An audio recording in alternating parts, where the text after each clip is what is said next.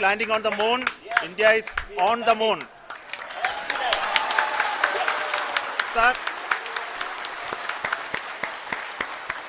I request our Honorable Prime Minister to address us and bless us. Thank you, sir.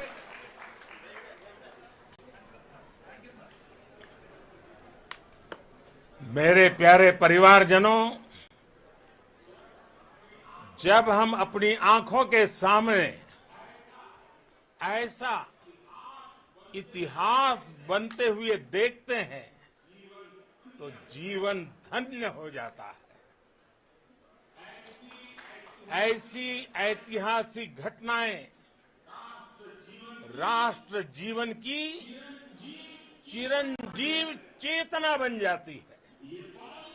ये पल अविस्मरणीय है। ये क्षण अभूतपूर्व है।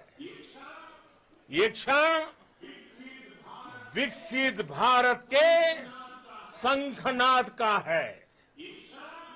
ये क्षण नए भारत के जयघोष का है। ये क्षण मुश्किलों के महासागर को पार करने का है। ये क्षण जीत के चंद्र पथ पर चलने का है। ये क्षण 140 करोड़ धड़कनों के सामर्थ्य का है। ये क्षण भारत में नई ऊर्जा, नया विश्वास, नई चेतना का है। ये क्षण भारत के उदयमान भाग्य के आह्वान का है। अमृत काल की प्रथम प्रभा में सफलता की ये अमृत वर्षा हुई है। हमने धरती पर संकल्प लिया और चांद पर उसे साकार किया। और हमारे वैज्ञानिक साथियों ने भी कहा, India is now on the moon. आज हम अंतरिक्ष में नए भारत की नई उड़ान के साक्षी बने हैं। साथियों, मैं इस समय ब्रिक्स समिट में हिस्सा लेने के लिए दक्षिण अफ्रीका में हूं, लेकिन हर देशवासी की तरह मेरा मन चंद्रयान महाअभियान पर भी लगा हुआ था। नया इतिहास बनते ही हर भारतीय जश्न में डूब गया है। हर घर में उत्सव शुरू हो गया है। हृदय से मैं भी अपने देशवासियों के साथ, अपने परिवारजनों के साथ इस उमंग और उल्लास से जुड़ा हुआ हूं। मैं टीम चंद्रयान को, इसरो को और देश के सभी वैज्ञानिकों को जी जान से बहुत बहुत बधाई देता हूं, जिन्होंने इस पल के लिए वर्षों तक इतना परिश्रम किया है। उत्साह, उमंग, आनंद और भावुकता से भरे इस अद्भुत पल के लिए मैं 140 करोड़ देशवासियों को भी कोटि कोटि बधाइयां देता हूं।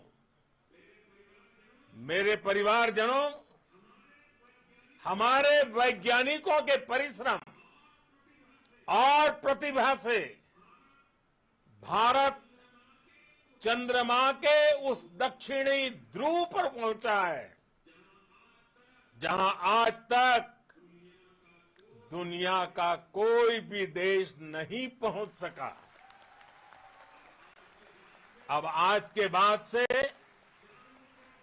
चांद से जुड़े मिथक बदल जाएंगे,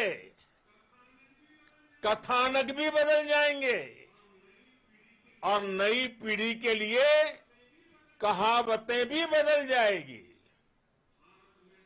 भारत में तो हम सभी लोग धरती को मां कहते हैं और चांद को मामा बुलाते हैं। कभी कहा जाता था चंदा मामा बहुत दूर के हैं, चंदा मामा बहुत दूर के हैं। अब एक दिन वो भी आएगा जब बच्चे कहा करेंगे चंदा मामा बस एक टूर के हैं। Friends, on this joyous occasion, I would like to address all the people of the world, the people of every country and region. India's successful moon mission is not just India's alone.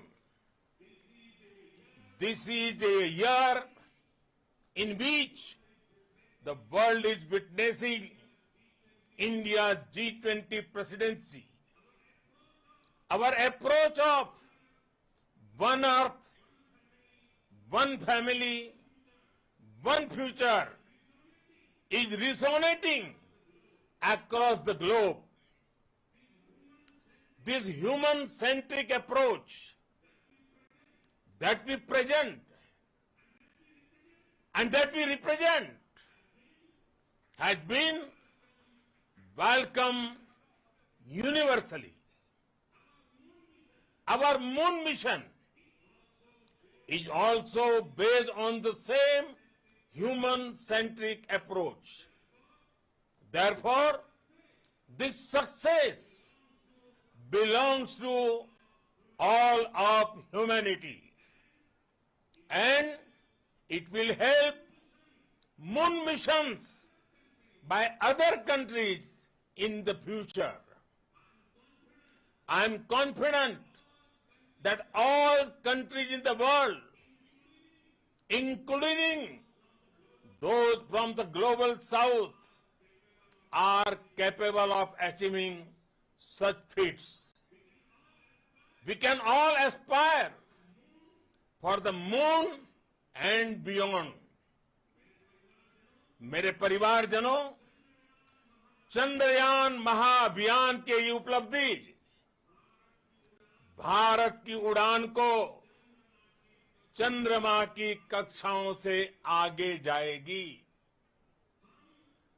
हम हमारे सौर मंडल की सीमाओं का सामर्थ्य परखेंगे और मानव के लिए ब्रह्मांड की अनेक संभावनाओं को साकार करने के लिए भी जरूर काम करेंगे। हमने भविष्य के लिए कई बड़े और महत्वाकांक्षी लक्ष्य तय किए हैं। जल्द ही सूर्य के विस्तृत अध्ययन के लिए ISRO Aditya L1 mission launch करने जा रहा है। इसके बाद शुक्र भी इसरो के लक्ष्यों में से एक है।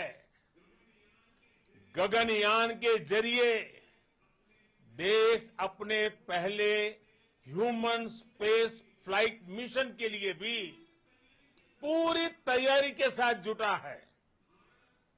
भारत बार बार ये साबित कर रहा है कि sky is not the limit.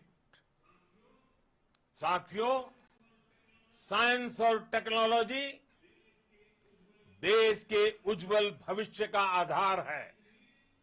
इसलिए आज के इस दिन को देश हमेशा हमेशा के लिए याद रखेगा। यह दिन हम सभी को एक उज्जवल भविष्य की ओर बढ़ने के लिए प्रेरित करेगा। ये दिन हमें अपने संकल्पों की सिद्धि का रास्ता दिखाएगा।